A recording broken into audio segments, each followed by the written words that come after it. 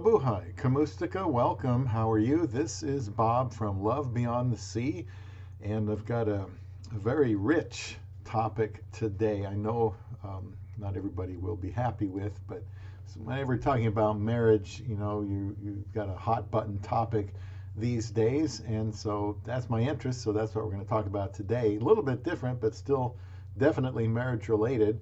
I'm calling this Platonic Parenting. Desperate and irresponsible. And I'm going to link an article for you that has the headline, Platonic Parenting, How Some Start Families When Romance Isn't Happening or Wanted. Now that just sounds bizarre to me. As you may know, Love Beyond the Sea is a channel rated 4M for mature marriage-minded men only. Is that you? Please subscribe if you are pro-marriage. I got married after a very long wait and didn't give up.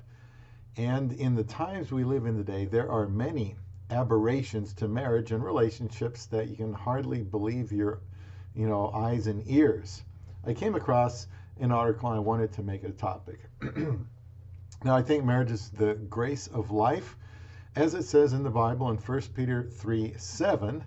The best of life. Most people are made to be together in marriage. I say that all the time here, even with all the challenges of marriage. 1 Corinthians 7 says to avoid fornication, that's sexual sin, by getting married, because you have these strong desires, and you should have those strong desires, and goes on to say that people not struggling in that area don't need to get married.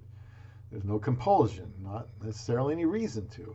It might be unusual, but not all people burn sexually and are in danger of fornication. Matthew 19:12, the disciples said to Jesus, if this is the situation between a husband and wife, it is better not to marry. And he was just limiting to divorce to sexual sin. Now, this is when Jesus replied, not everyone can accept this word, but only those to whom it has been given. For there are eunuchs who were born that way, and there are eunuchs who have been made eunuchs by others, and there are those who choose to live like eunuchs for the sake of the kingdom of heaven. The one who can accept this should accept it, and accept means to handle or make room for it. So it is saying that while not marrying might be an option for some, it's not an option for all.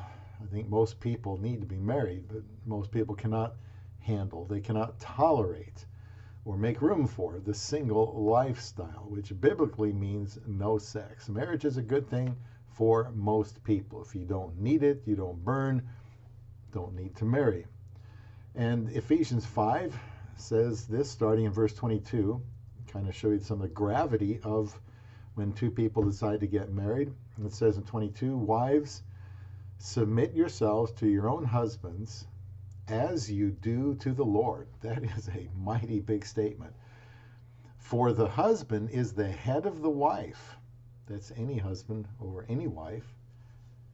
As Christ is the head of the church, his body, of which he is the Savior. Now as the church submits to Christ, so also wives should submit to their husbands in everything.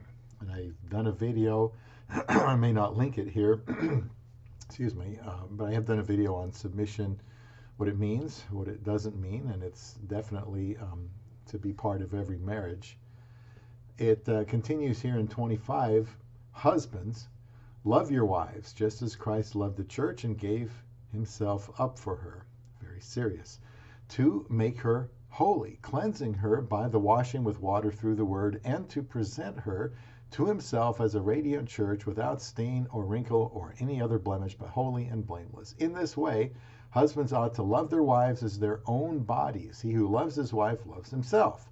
After all, no one ever hated their own body, but they feed and care for their body just as Christ does the church, for we are members of his body.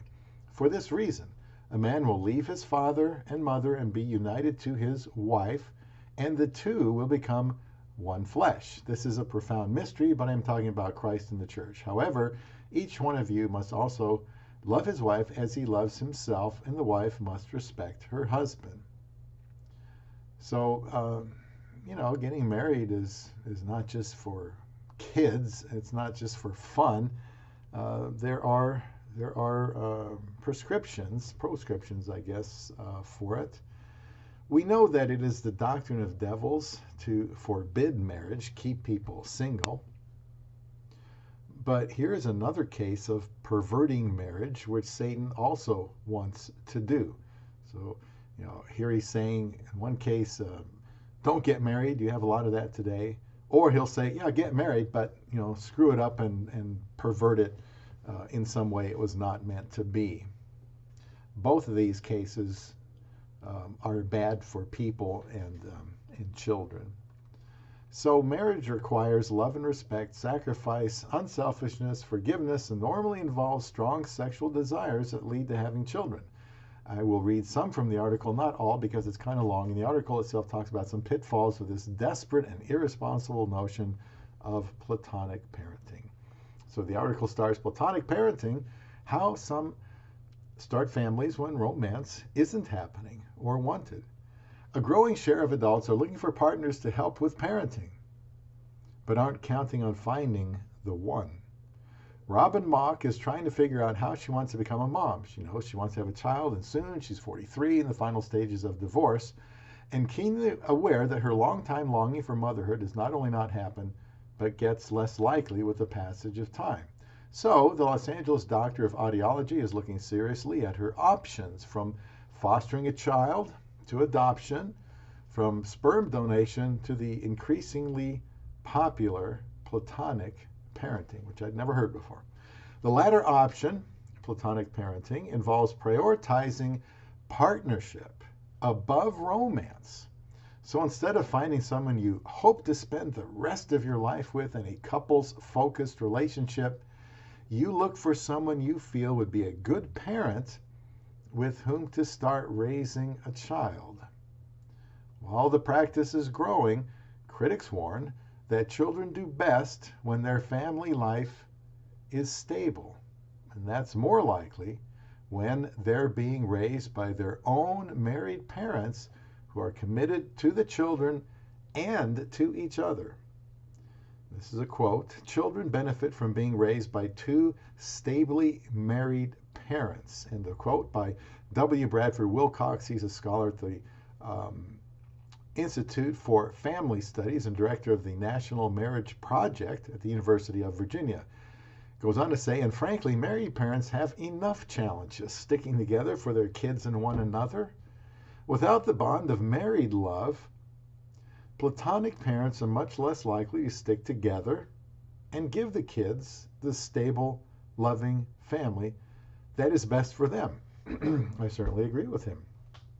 Platonic parenting, according to Naomi R. Kahn, a law professor and director of the Family Law Center at the University of Virginia School of Law, is an international movement that probably got a boost from the pandemic because dating slowed down and the ticking of the biological clock may have seemed much louder. I don't know about that, but Platonic parenting is also more established within gay and lesbian communities, but as a recent Guardian article notes, it's increasingly popular with heterosexual singles too.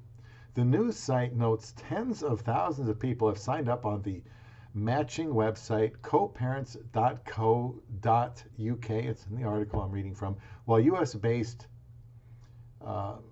Modamily.com has 30,000 international members. 2/3 of them are heterosexual. In the United States, Pollentree.com has 53,000 members, 3/5 of them women. Some on those sites seek a parenting and romantic partner, others a parenting partner only. The big goal for all members is becoming a parent.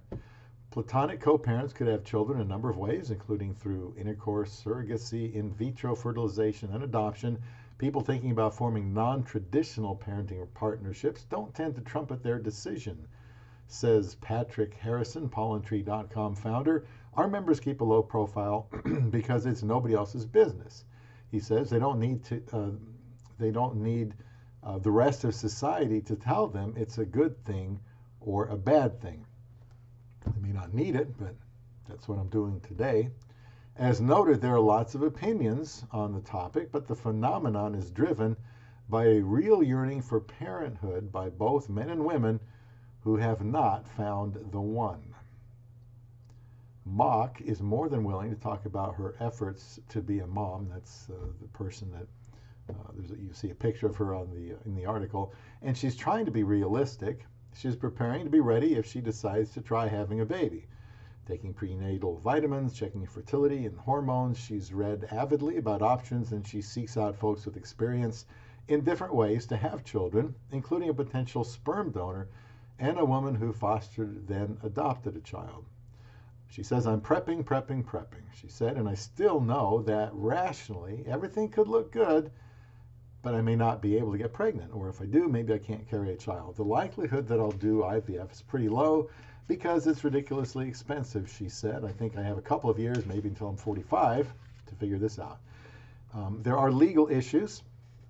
Some family experts are leery of having children with someone absent romantic and marital commitment. Now, I want to know what you think about this, too. It does relate to marriage, because I want people to get married, but I also want your comments on this topic here today, Platonic Parenting. No other institution reliably connects two parents and their money, talent, and time to the children in the way that marriage does. Will Cox wrote some time ago in a blog post for the Institute for Family Studies, says, can anything be done to increase the odds that every American child has an equal opportunity to be raised by his or her own parents in a strong and stable marriage? I agree with that. There should be. There is much more in the article you will find at the top of the description box, but that's all I chose to read for the sake of time. You might ask, well, what do I care? I am happily married. Yes. Well, I want to help others experience the goodness of marriage that I and many people do with their wives. Today, there's a pushback against marriage altogether, with less people getting married, and that MGTOW movement, which is probably dying out, which is insane, because marriage is a God-given institution for the good of mankind. It isn't easy to do, but when you grow through the struggles and the challenges, you become a more well-rounded person and a happier one, and your marriage becomes strengthened. It is essentially an unselfish union with total devotion between these two people and commitment when they decide to love each other. Now, I don't see any love involved with platonic parenting or attraction or the necessity to stay together and follow biblically prescribed guidelines and commandments for marriage when two people decide, they just want to be married in order to be a parent. Marriage absolutely is the place for raising children. Yes, however, marriage is a lot more than just any two people wanting to be legally married to raise a child when the child needs to be raised from parents who love one another and are committed for life. The one flesh the Bible refers to is having children, ultimately, in addition to a closeness only known by a man and a woman in true love. Platonic parenting just isn't right and is bad for children, in my opinion. I think it is selfish. For the record, I am against IVF and artificial insemination, my own reasons. Adoption, though, that's certainly a biblical concept. My channel and podcasts on Casting Beyond the Sea go back to the Bible for their foundation, as I have today here on Love Beyond the Sea.